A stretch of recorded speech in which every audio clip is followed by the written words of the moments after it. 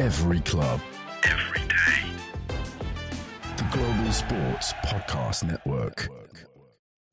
Hello and welcome to the Daily Brighton podcast. It's your boy, Jamie G, and I am joined once again by Joe Richardson and Blessings Chibamba. Guys, what a weekend we have had. How are we feeling now that we're out of the rain of Storm Burt, out of Bournemouth with all 3 points and sitting 5th in the league? Terrible, mate, because you just read out your Hinge messages before this. Honestly, mate, I don't think I've ever felt worse, mate. Even when Chelsea battered us, mate, I didn't feel like this. No, I'm joking. I'm all good, mate. I'm good.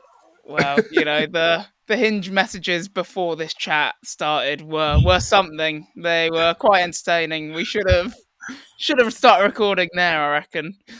Blessing. Are you scarred for life as well, or No, I'm gonna keep this Brighton related. I think you can tell our players have really worked hard with their Peloton bikes at home, and they're ready for the season. They are definitely on the Peloton, like the boy and his new missus. There we go. But yeah, we will keep it Brighton related, guys. Stay on topic. The listeners from America are waiting to listen to this Daily Brighton podcast, and we usually like to do on these Tuesday episodes, we like to do a takeaways pod. But as there's 3 of us, we're going to do things a bit different. We're all going to pose each other a question that we've thought of while watching the Brighton game yesterday or on Saturday, and we're going to get each other's thoughts on those questions. So I'm going to start first. Obviously, it was an absolutely exceptional performance, clinical, you'd say, from our front 3. It's kind of a different kind of front 3 to the wingers and the striker that you kind of get across the league. We've got Ruta, Pedro and Welbeck in our front 3. The link-up players there, the cohesion seems to be there. My question to you guys is, where would you rank them amongst the other big 3s or front 3s in the league? Is this the whole? Is it all 4 of them, or is it? No. Is it Pedro, Matoma, Ruta, and Welbeck? Yeah, just Pedro, Ruta, and Welbeck. Oh, that changes it a little bit, low-key.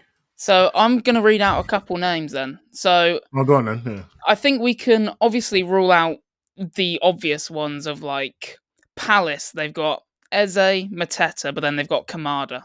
So that Kamada's stinky, mate. I'm not going to lie. Yeah, he's not been good. No. And it's good because he plays for Palace, and they have been stinking up the gaff this season. It's been great to watch. Southampton, rule that out with Pau Awanochu, although he did play well against Liverpool. Ipswich, not bad one, but don't even compare. Wolves, don't compare. Everton, Dwight McNeil. Joe, you have some thoughts on Dwight McNeil, don't you? You like him? I don't like Dwight McNeil at all, mate. I'm not going to lie. Dwight McNeil is scoring some unholy points on this app that we're using for our draft this year, and he's costing me games, and I'm in a title race, and I can't keep up when he gets 30 points from a 0-0. What is he doing? What is he actually doing? I mean, what is he doing? Being class for my team, for your boys' team. I have absolutely no love for Dwight McNeil, mate. Yeah, I would say they're also better than the Bournemouth front 3 that we played. Mm-hmm. But now this is where, and there are obviously a couple others, but this is the area I think they're kind of flirting with. It's Gordon, Isak, and Murphy. Murphy? What? Yeah, I mean, who else have they got? I would say it's Willock now, isn't it? Or Willock, to be fair, Joelinton's gone out to the left. Who's playing right now? Oh, it's the adverts, never mind. I also realised my TV's in the background. Hold on, let me... and then I'd also say like Watkins, Rogers, Bailey. Oh, Leon Bailey kind of stinky at the moment. Ever since he made those comments about Jamaican national team, it's been peak. Yeah, I think they're better.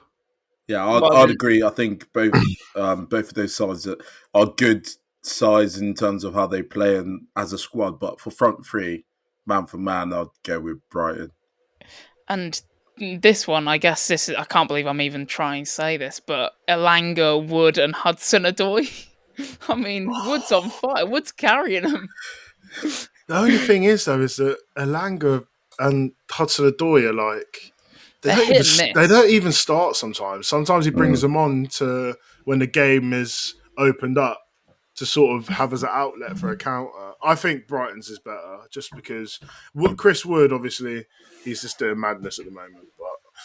But I mean, it's still Chris Wood, isn't it? Let's be honest.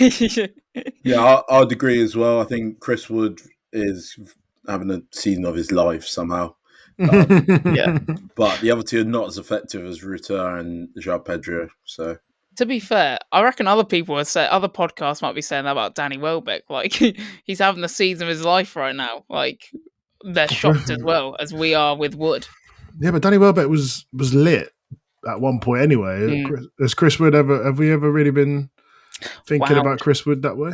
Yeah, no, probably not. No. He was who did he get that big money move to? Newcastle. Didn't they pay like 20 million for him from Burnley? Yeah. And everyone was like, what a waste of 20 million it is now. That was so random. I remember that. That was very random. Did he even play? I think he came on a couple times. That was under Eddie Howe. Like, where Eddie Howe just got the job, I swear. Now they got Isaac, mate. That's mad. Yeah. All right, and then this one is one I don't really know who I would put in this big three or front three, but Bruno, Højlund, and Garnacho. No, mate. We're saying Brighton's are better. Højlund. Come on, mate. Come on. Fine, then. Do you want me to put Rashford there? Garnacho cheese. No chance. Garnacho is the worst wonder kid I've ever seen in my life, mate. Honestly. We need to settle down a bit. Surely that they might edge it. What? Man United? Yeah. Are you joking? I know you're going to say they haven't scored a lot of goals and they're having an awful season, but player for player, I think they've got good players, mate. What? The front three of who's the front three? It's Garnacho. Well, you can either put Højlund or Rashford, but I think Rashford's worse than Højlund. And then Bruno. Yeah, like Joe Bruno scored once this season. Yeah, but it's all about the goals, you know. So what's he there for then? He's the assist man. He's the assist man. How many assists he got? Well, probably not many either. That's decent then, isn't it? He's got 3. Well done for him, mate. No, absolutely not. Hey, Garnacho's got more goals than who was it that I saw like a meme of? He's got more goals than I think Foden, Martinelli in the league or something like that. Mate, I have more goals than Martinelli, mate. Jesus Christ, no, mate. Manchester United. If you're gonna put Man United's above Brighton's, then you have to put like Aston Villa's above Brighton's. Because the striker is better. Morgan Rogers has been better than Bruno this season. So we're talking about now. We're not talking about like the overall thing. Okay, yeah. Right now then I'll go. Yeah, right now, yeah. Thank you. And then he's not playing right now, but Kudus, Bowen, and I was going to say Antonio, but you'd like to think Fulkerg when he actually is fit. Absolutely and healthy. not, mate. No. Nah, he's stinky even when he was fit. Yeah, Kudus and Bowen are carrying. And Bowen hasn't even been that great this season. But even to be fair, I mean, I don't know. Kudus is just. I really like Kudus. I think he would come off the right for us. He was linked with Brighton for a bit, wasn't he? Before he went to West Ham? Yeah, before West Ham. If I remember, I think he would have cooked as well. Yeah, he probably would have because he can play in like eight different positions. So yeah, and that does sound like a Brighton thing because we just love signing wingers. And we'll probably sign him if we go to the Champions League this season. All right, so then we're actually mixing it up. So if we're saying he's better than our front three is better than all them, we are mixing it up with. We'll go with the top. No, they're not in top 4 now, but Son, Solanke, and Kulusevski. No. Yeah, no. I think absolutely that's where we push it one too far. Yeah. And then we'll drop. You have to remember. Sorry to interrupt, but you have to remember we are talking about Brighton this season. So it's very easy to sort of be like, well, we're better than this team and that team and this team. But like, if you were to sort of go like, because the thing with Tottenham is that they are quite potent regardless of how well they play. And I mean, we have to just respect Son, mate. Son's a class player. He's also in his 30s, isn't he, Son? Sure. And like, I mean, to be fair, I think, Welbeck probably has more goals than Solanke, but I think so. I don't know, like Solanke sort of overall everything that he's got going on is, I don't know, it's decent. They also don't really play to his strengths. Like Tottenham don't play to Solanke's strengths. I think as a unit, all three of them together, how they work, it's pretty sick. To be fair, we also don't have a profile like Kulusevski that in our own front three.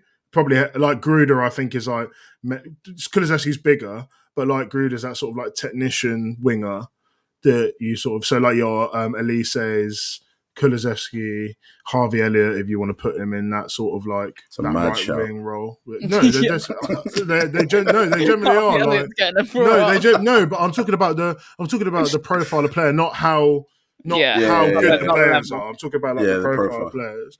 Like I'm not expecting Harvey Elliott or Kulusevski to literally sprint in behind all the time. Yeah. But like in terms of being able to break low blocks and stuff like that, I think we don't really have that currently. So yeah, and I think Kulusevski this season's been world class. Like he has been phenomenal. Yeah, he's actually mad. And then this is the one where I actually think it's this is gonna be Arsenal's, I think they edge it.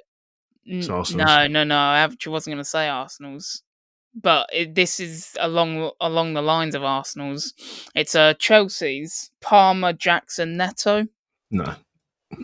Yeah, I think we're worse than them. All right, would you put Arsenal's below them and then Brighton's above us? Why are you putting the 10s in it, by the way? But then we don't have our 10 in it. Well, we've got two. We've got Pedro. No, but you were not you didn't put Pedro in it? Yeah, I've put Pedro in it. Yeah, you put Pedro in it. Yeah. Pedro, Ruta. You didn't put Matoma in. No, I've not put Matoma in it. I'm not going to lie, I've been thinking about Matoma basically the whole time, every time I've said something. Because the front three isn't João Pedro, Welbeck and Ruta, is it? This is what I said. We should refer it as a front four. Nah, I'm forget about the front four. I'm thinking if they play as I'm thinking Matoma's his own thing out on the left, and then these two are basically playing like 10s, let's say. This guy's waffling, mate. Move on, next team. That's what I'm thinking. I'm thinking the link-up play between those three, and then I'm comparing that. You're the only person in the entire world who has done a front three with the 10, the striker, and the right winger. I know. Because he's not really a right winger. He's floated in as well. Yeah, like 2 10s and a striker is what I'm thinking. That's insane. That. Some room and aberrant things there.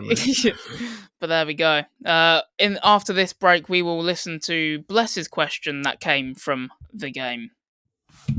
Here at the Global Sports Podcast Network, we spent a lot of time selecting our delivery platform.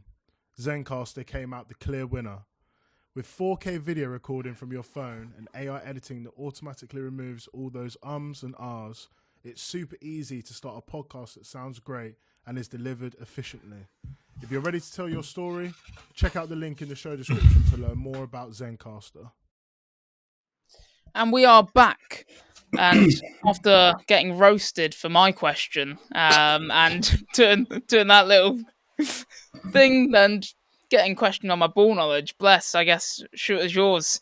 Quickly move on from mine. Yeah, I think probably a better question. I'm going to pose. So my question is, so we've seen Brighton play. We're getting close to Christmas now. We've seen quite a few games of what Hertz is trying to do and sort of the results we've had as well. Would you say that these levels they're playing at, based on that, are we a consistent team? Can we keep up these levels? Or do you think there'll be a dip? Good, Jamie? Well, I think, this is definitely a sustainable level because I don't think we've actually had one terrible performance potentially other than the Chelsea game. But I think...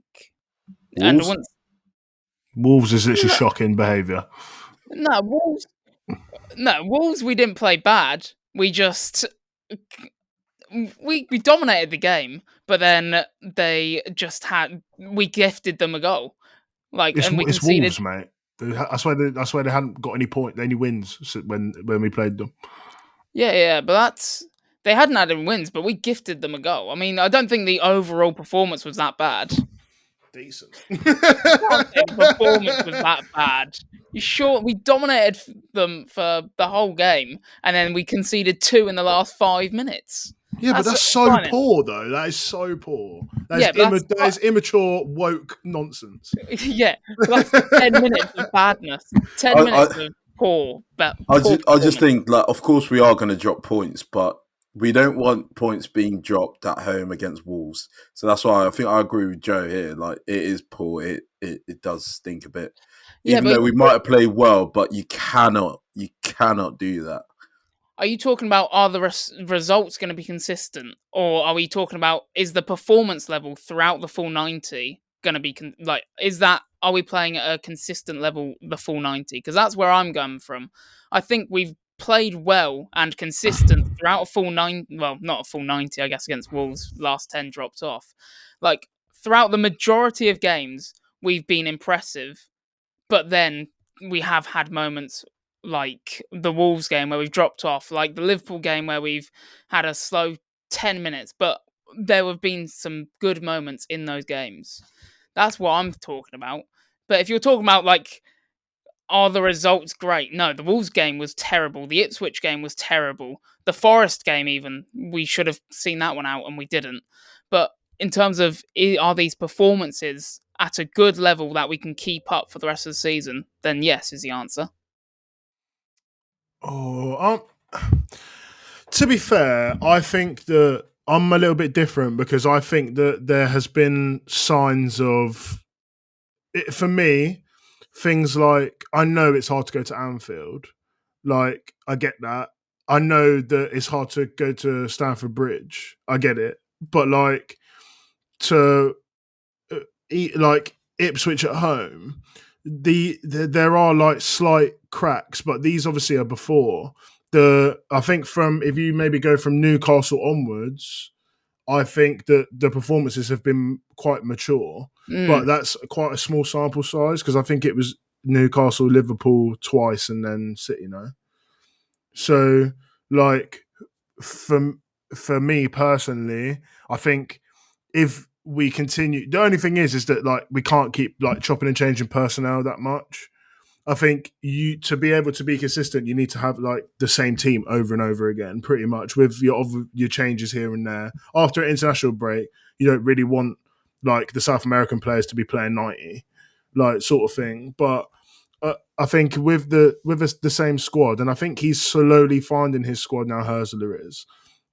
And once he sort of goes, okay, this is what I need from the front four, which have been chopping and changing all season because of injuries or performances, whatever. The defence, because of injuries, has been chopping and changing. The midfield, he's experimented here and there with different combinations. I think once he finds it, then I definitely think we can stay in that sort of, like, top. I would be annoyed if we didn't finish in the top 8, I think. So I would say that we're in a position where we can easily keep that up, especially with the run that we've got up until Christmas. Yeah, and I think I'd agree as well, especially with players coming back. We have got even more players coming back, like Minte's coming back. You're going to laugh at this one, but Solly March is coming back in mid-December as well. So I think if we can, once we've got all our players back, he's got more options to freshen it up. I think we still should be expecting results like Ipswich from time to time. Well, no, of course you do. Of course you do. You're always going to expect a result against a newly promoted team, unless they're on smoke. Then of course you're going to expect it. Do you know what I mean? Yeah, but I think another thing I'll add as well, it'll be interesting to see what he does in terms of rotation when the FA Cup does come around, because that would be a good competition to, like, actually try to go far in, because we have got a decent side this time round. So it'd be interesting to see how seriously he takes that. I think he'll take that as seriously as he took the Carabao Cup, and I think he will, as much as we want to win a trophy, he will change his squad. Like against Liverpool, we changed, I think, quite a few personnel, especially like at the back. And I think that's what I would rather actually win. I don't know. Oh, that's a good question. Win the FA Cup or finish in the Champions League places? I finish in Champions League 100%. Win the FA Cup, boys. What? 100%. Champions League all day. Win a trophy. Do you know how much P we're going to get from the Champions League? Yeah, but and imagine the away days. Lad, imagine where we could go, mate. Daily Brighton on tour, mate. Are you mad? I'm thinking about this on a new pure Champions League selfish format. level, mate. We're going everywhere. We're going everywhere, mate. Imagine the pints, mate. Hella pints, mate.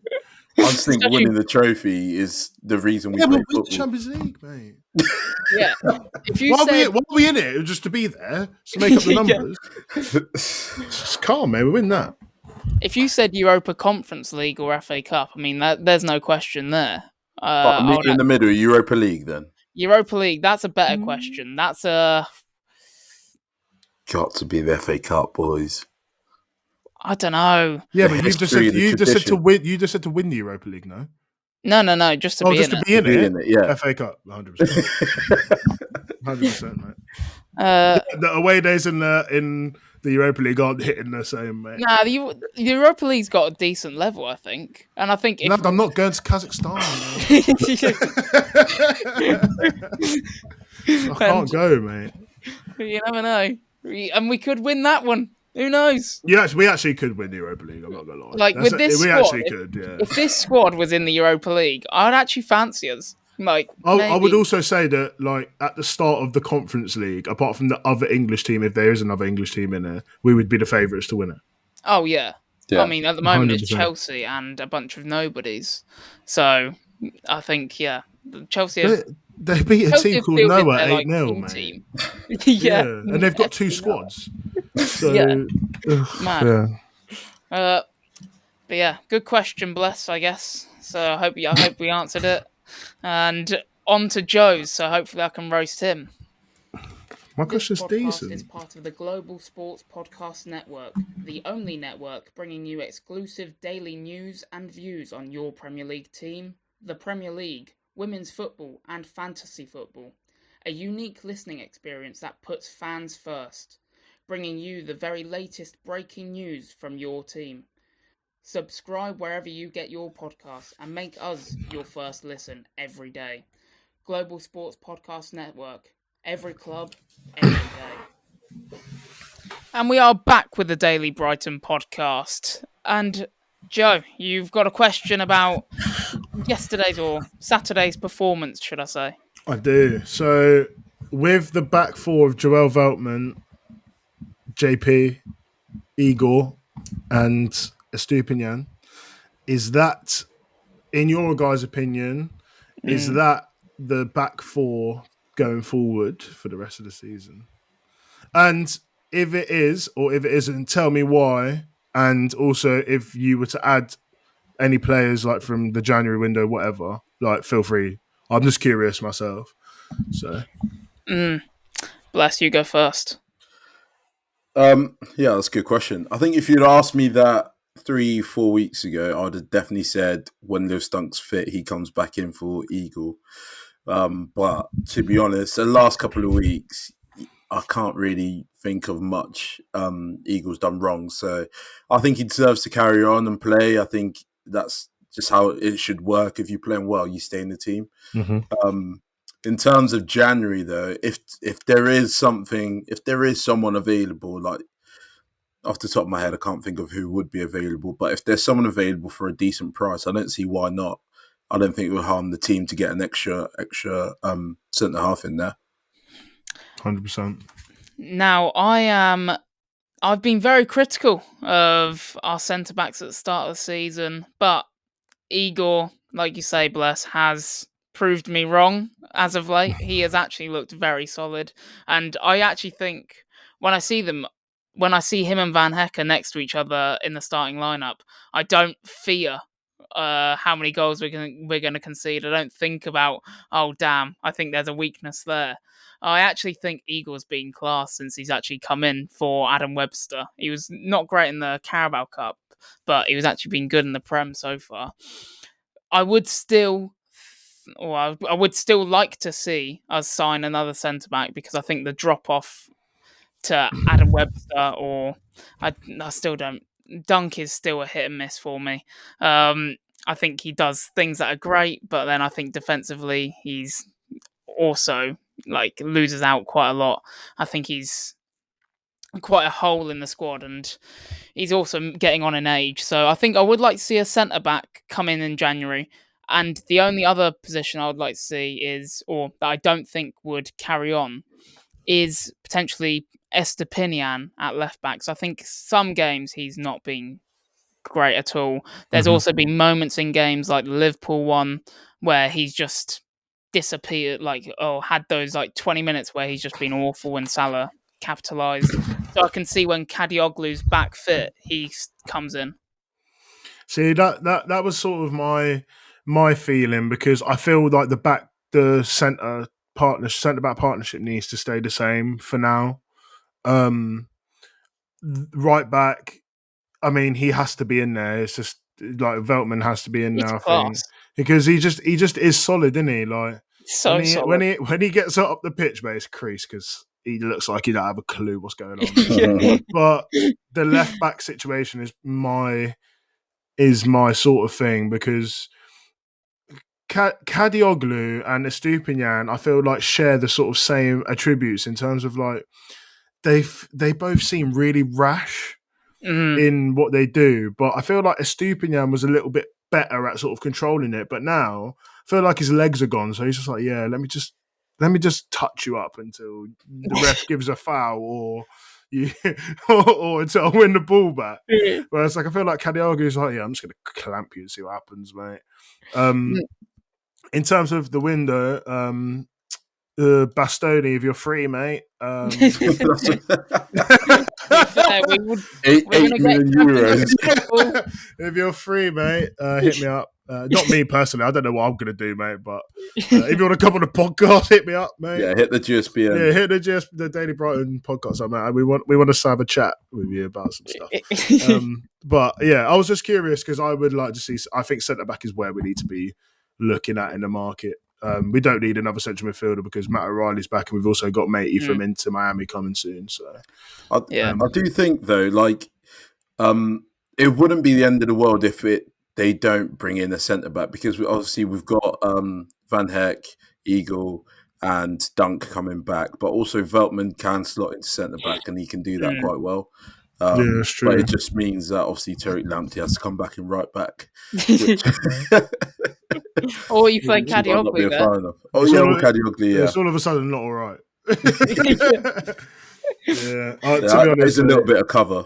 Yeah, there is stuff there, but it's just like, I feel like this goes back to sort of what you said, your question, Bless, where you were like, do you feel like we're at the place where we can be consistent? And I feel like if you're going to start whacking Tariq Lamptey, Adam Webster in, and all these, man, I feel like that's where it gets a bit mad.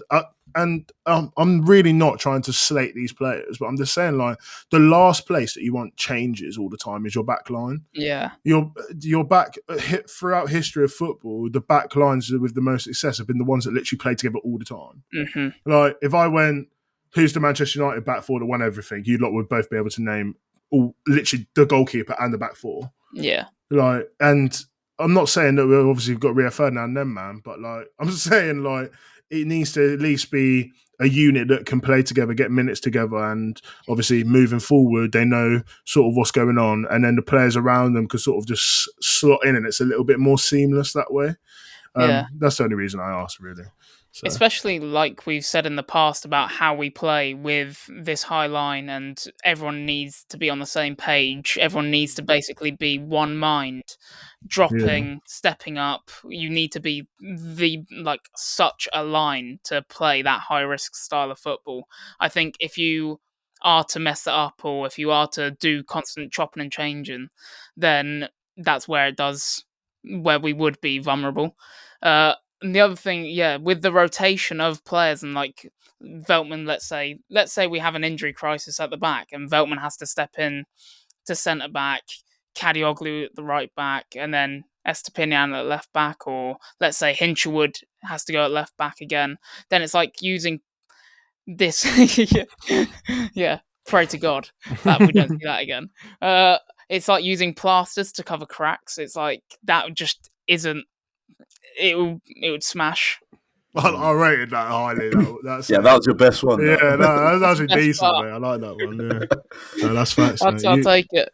Yeah, I'll just add one more thing as well. Like, I think you guys are completely correct, because when we did see Adam Webster step in against Chelsea, we conceded 4. And I know, like, we were probably going into that Chelsea game not expecting to win, but to concede 4 was a bit of a shock. And the performance in general was a bit of a shock. So the drop-off is massive. And you can see, I think there was one goal where everyone stepped up and Adam Webster's still lurking. Yeah. That was another one where he just gave them the ball as well. Yeah, he just passed them the ball. So, there you go, bud. There you go, Jackson. Enjoy that. So, yeah, it's again, we're not trying to slate these players, but we have to talk about it. Yeah. We could have held 8 that game, by the way. So. yeah. So it's actually a flattering scoreline, mate. I'm not gonna lie. Yeah, it's crazy. 4 or 5-2, whatever it was. That was actually a good scoreline for us. But yeah, good questions, guys. Good chat. Let us know in the comments if you want to see more of these questions we ask each other and then, I guess, roast each other for some reason, you know. No, just you, mate. Just you. Yep, just perfectly valid question. I'm sure listeners will agree with me. I'm very hurt about this question. Yeah, I am, actually. I am. This question. I am think about this all question. day at work as well, mate. He's just come in and we just ripped him to shreds, mate. I am fuming about this question. I actually was thinking it during the game. I was like, this front 3, forget about Matoma, he's on his island, you know? We'll say that before the pod. He's on his island. The front 3 are like 2 10s and a striker. Anyway, I'm going to end the pod before our listeners tune out like you two both have. Right, on that note, see you guys later. Every club, every day. The Global Sports Podcast Network.